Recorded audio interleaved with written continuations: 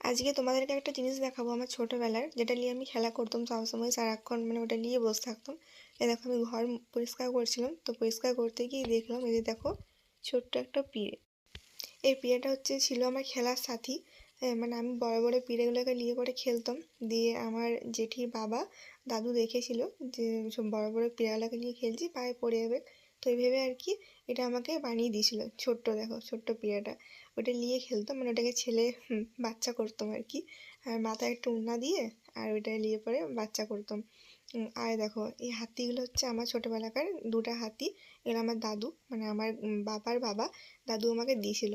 তো অনেক ছোটোবেলাকার জিনিস এগুলো। আর একটা জিনিস দেখাচ্ছি, এই যে দেখো, এটা সিংহাসন দেখতে পাচ্ছ।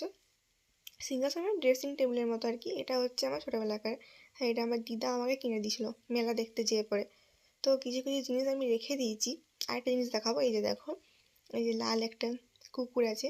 তো এইটা চোখগুলো উড়ে গেছে, চোখগুলো নাইনি, আসলে অনেক ছোটোবেলাকার তো, মানে অনেক ছোটোবেলাকার, আমার ঠিক মনেও নেই এটা কে দিয়েছে। তবে আমার ঘরেরই কেউ দিয়েছে হয়তো। তো দেখো,